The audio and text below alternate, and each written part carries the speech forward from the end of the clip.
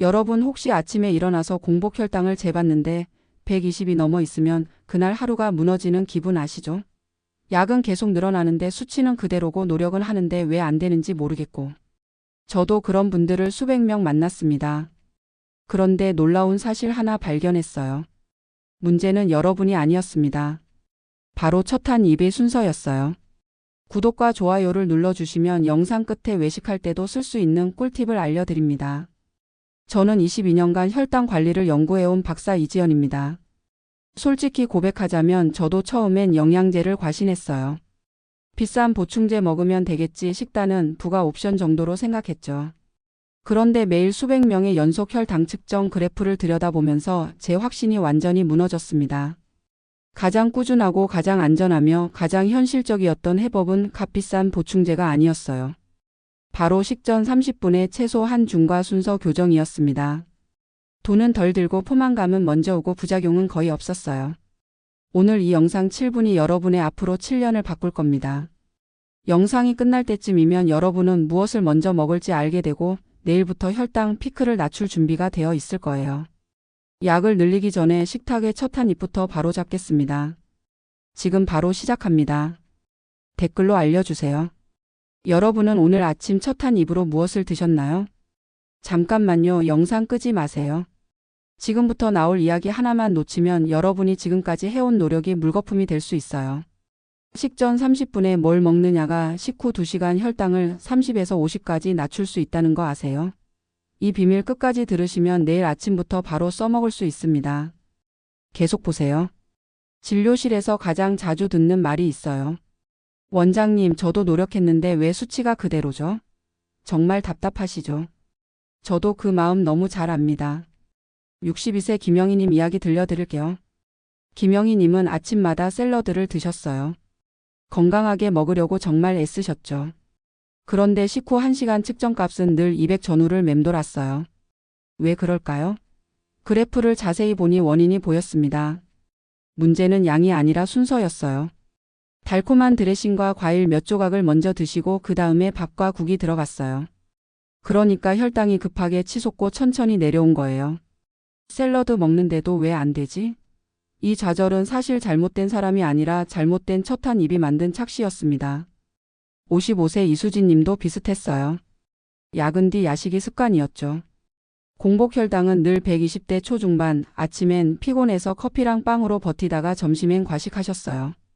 저는 이수진 님의 의지를 탓하지 않았습니다. 왜냐하면 낮 동안 한 번도 포만 신호를 먼저 올려주지 못한 구조가 문제였으니까요. 식전 30분 씹을 수 있는 채소 한 줌만 먼저 넣어도 위 배출 속도가 달라져요. 그러면 단 음식의 유혹이 생각보다 훨씬 쉽게 약해집니다. 정말이에요. 혹시 아직 구독과 좋아요를 누르지 않으셨다면 지금 바로 눌러주세요. 이 채널은 여러분의 건강한 노년을 진심으로 응원합니다. 끝까지 보시면 왜 지금 당장 여러분의 작은 습관을 바꿔야 하는지 분명하게 깨닫게 되실 거예요. 67세 박순자님은 이렇게 물으셨어요. 나이도 들고 약도 늘렸는데 왜 더 피곤하죠? 데이터를 보니 피크의 높이보다 지속시간이 문제였어요. 피크가 높고 길게 이어지면 하루 종일 피로감과 졸림이 커지거든요. 저는 박순자님께 3가지를 권했습니다. 첫째, 브로콜리 새싹과 케일을 번갈아 식전 30분에 소량 드시기. 둘째, 연근이나 식초 반찬을 점심에 배치해서 오후 내내 완만한 곡선 만들기. 셋째, 단호박을 식전이 아니라 식사 중이나 후에 소량 곁들여서 과도한 탄수화물 집적을 피하기. 2주 뒤 박순자님이 말씀하셨어요. 오후 졸림이 줄었어요. 4주 뒤엔 야식 생각이 덜 난다고 하셨죠. 저는 박순자님의 의지가 갑자기 강해졌다고 보지 않아요. 환경 설계와 순서 교정이 갈망 자체를 낮춘 겁니다.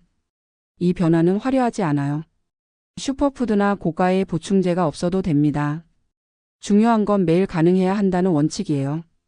저는 지난 22년의 진료에서 화려한 해법보다 지속 가능한 해법이 결국 승리한다는 걸 배웠습니다.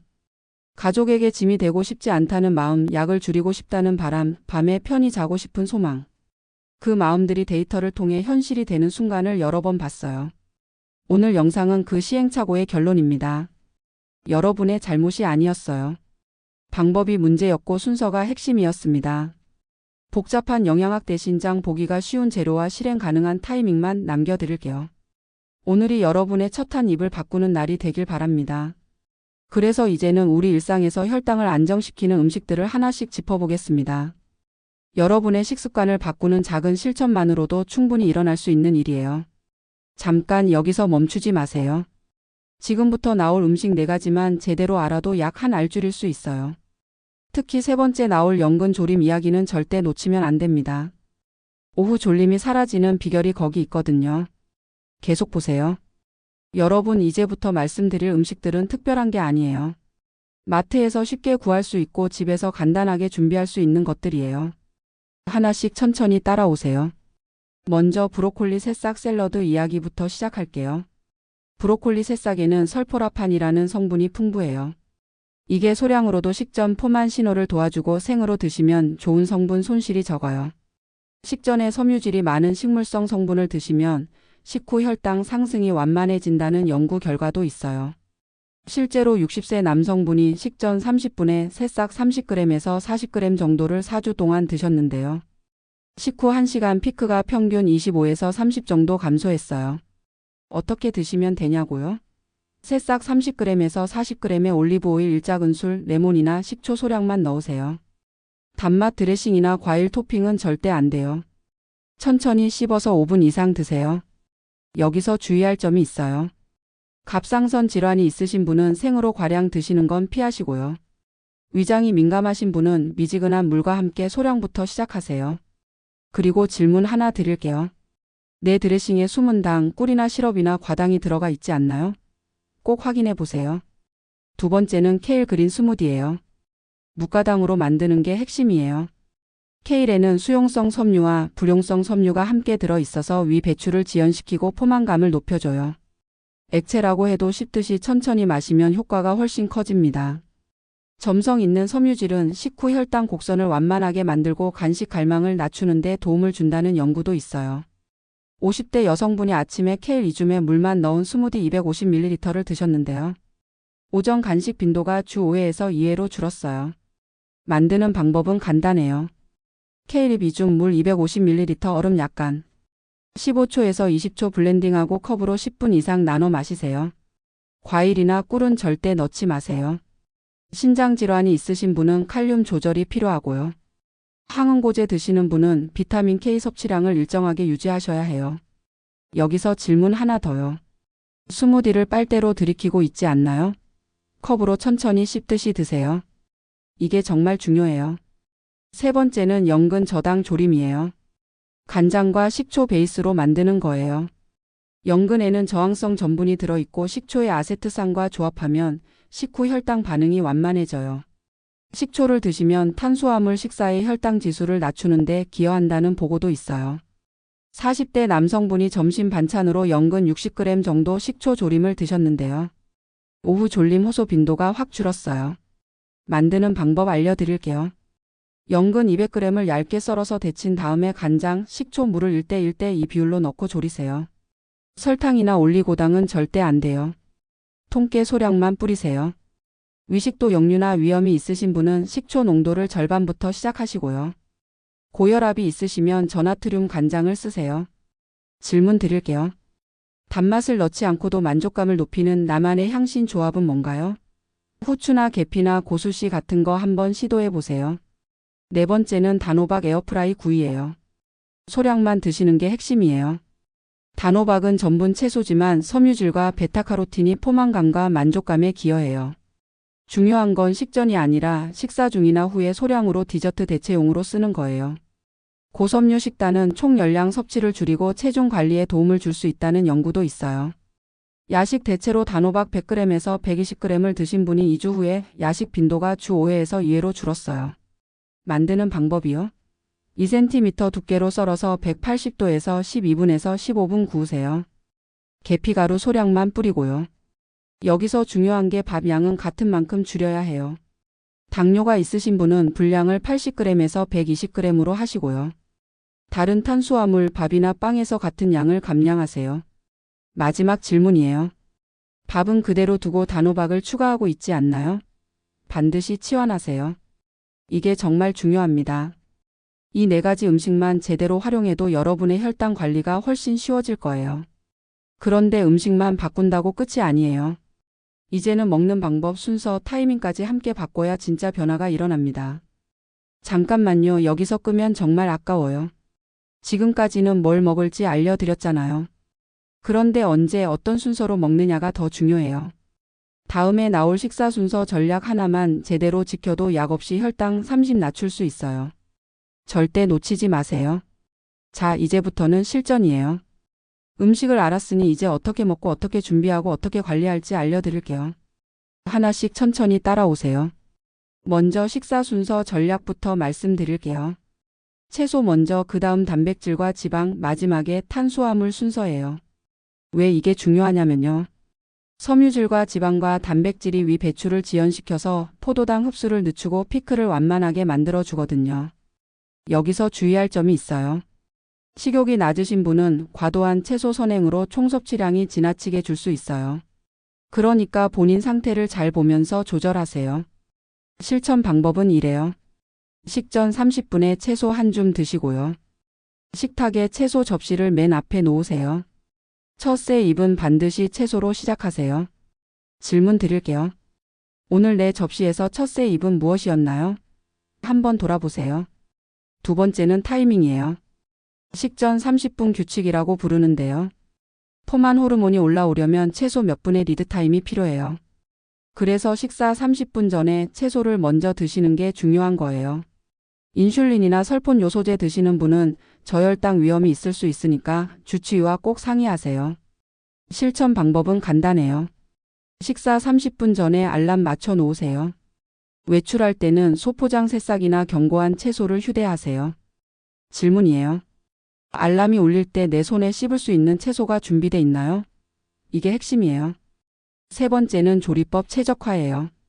새싹이나 잎채소는 생으로 드시고요. 케일은 살짝 데쳐서 소화 부담을 완화하세요. 반찬에는 식초 한 스푼 넣으면 혈당 지수를 낮추는 데 도움이 돼요. 위장이 민감하시거나 갑상선이나 신장 질환이 있으신 분은 개인화가 필요해요. 실천 방법 알려드릴게요. 주 2회 대량으로 손질해서 소분 보관하세요. 데친 케일은 키친타월로 물기 제거한 다음 냉장 3일 보관 가능해요. 질문이에요. 내 위장이 편안한 조리 상태는 무엇인지 기록하고 있나요? 본인 몸 상태를 아는 게 제일 중요해요. 네 번째는 쇼핑과 보관 루틴이에요. 환경 설계라고 부르는데요. 실행력은 의지보다 환경의 함수예요. 눈앞에 있으면 먹고 숨겨지면 잊어버리거든요. 과다 구매로 인한 변질이나 낭비는 주의하세요. 실천 방법이요. 주 2회 장보기 하시고요. 새싹이나 케일은 1회분씩 소분하세요. 연근은 데쳐서 3일치 밀폐 보관하고요. 냉장고 상단 첫 칸을 채소 전용으로 지정하세요. 질문 드릴게요. 냉장고를 열었을 때 가장 먼저 보이는 게 채소인가요? 간식인가요? 환경을 바꾸면 행동이 바뀝니다. 다섯 번째는 자기 모니터링이에요. 혈당계나 연속 혈당 측정기를 활용하는 거예요. 개인별 반응 차가 크기 때문에 나만의 트리거 음식을 찾아야 해요. 단일 수치에 과몰입하지 말고 추세로 해석하세요. 증상, 졸림이나 갈증도 함께 기록하세요. 실천 방법은 이래요. 식전, 식후 1시간, 2시간 측정값을 주 3일만 기록해도 패턴이 보여요. 변화는 2주 단위로 평가하세요. 질문이에요. 이번 주 내 그래프를 가장 흔든 음식 탑 3는 무엇이었나요? 기록하고 분석하세요. 이 5가지만 제대로 지켜도 여러분의 혈당 관리는 완전히 달라질 거예요. 복잡하지 않아요. 하나씩 천천히 습관으로 만들어가면 됩니다. 이제 마무리로 넘어가서 오늘 배운 걸 정리하고 내일부터 바로 실천할 수 있는 방법 알려드릴게요. 여기까지 오신 여러분 정말 대단하세요. 그런데 마지막 챕터가 제일 중요해요. 지금까지 배운 걸 어떻게 내일부터 실천할지, 그리고 외식할 때는 어떻게 해야 하는지 핵심만 압축해서 알려드릴게요. 끝까지 보시면 일주 식단 루틴 힌트도 드립니다. 놓치지 마세요. 자, 오늘의 결론은 정말 단순해요. 약은 필요할 때 꼭 필요합니다. 하지만 매일 반복되는 선택은 첫 한 입과 식전 30분이에요. 잘못 관리했을 때 어떻게 되는지 아시죠? 혈당 피크가 높아지고 오후에 졸리고 야식 갈망이 커지고 약이 계속 늘어나요. 그런데 제대로 관리하면 어떻게 될까요? 식후 눈꺼풀의 무거움이 사라지고 오후 졸림이 줄고 밤에 야식 생각이 덜 나요. 약도 줄일 수 있는 가능성이 생겨요. 오늘 배운 잘못된 상식과 올바른 관리 정리할게요. 잘못된 상식 샐러드만 먹으면 혈당이 안정된다. 아니에요. 드레싱에 당분이 있고 순서가 틀리면 소용없어요. 올바른 관리 식전 30분 무가당 채소 한 줌, 첫새 잎채소 드레싱 당분 제로예요. 잘못된 상식 단호박은 건강식이니까 많이 먹어도 된다. 아니에요. 전분 채소라서 밥 양을 줄이고 치환해야 해요. 올바른 관리 단호박 100g 먹으면 밥 100g 줄이기 식사 중이나 후에 디저트 대체용으로만 쓰기예요. 잘못된 상식 스무디는 액체니까 빨리 마셔도 된다. 아니에요. 빨대로 들이키면 포만감이 안 와요. 올바른 관리 컵으로 10분 이상 나눠서 씹듯이 천천히 마시기예요. 영상이 끝나면 바로 메모장에 적으세요. 1번 식전 30분 채소 한 줌. 2번 첫새 잎채소. 3번 주 2회 장보기 소분. 4번 드레싱 당분 제로. 5번 식후 1시간 2시간 수치기로. 오늘 당장 실천할 수 있는 단 하나만 고르라면 이거예요. 냉장고 상단 척칸을 채소 전용으로 지정하세요. 그리고 내일 아침 식사 30분 전 알람 맞춰 놓으세요. 이 2가지만 해도 내일부터 달라지는 걸 확인하게 될 거예요. 식후 눈꺼풀의 무거움, 오후의 졸림, 밤에 야식 갈망이 줄어드는지 체크하세요. 2주만 지켜보세요. 분명히 변화가 느껴질 거예요. 다음 영상에서는 외식할 때, 회식할 때, 명절 상황별 조합표와 일주 식단 루틴을 드리겠습니다. 여러분이 흔들릴 때 다시 궤도에 올려줄 가이드가 준비돼 있어요. 구독 눌러 놓으시면 놓치지 않고 보실 수 있어요. 오늘의 작은 순서 변화가 내년 건강검진표를 바꿉니다. 냉장고 척칸을 채소로 채우고 알람을 설정하고 첫 한 입을 바꾸세요. 저는 끝까지 함께 가겠습니다. 댓글로 알려주세요. 오늘 배운 것 중에서 내일 아침부터 바로 실천할 한 가지는 무엇인가요? 여러분의 다짐이 다른 분들에게도 큰 힘이 됩니다. 본 콘텐츠는 일반적인 건강교육 목적이며 개인 치료를 대체하지 않습니다. 인슐린이나 설폰 요소제 등 저혈당 위험 약물을 복용하시는 분, 신장이나 갑상선이나 혈액응고 관련 질환이 있으신 분은 식단이나 타이밍 변경 전에 반드시 주치의와 상의하세요. 개인차가 크므로 혈당과 증상 기록을 바탕으로 본인에게 맞게 미세 조정하시기 바랍니다.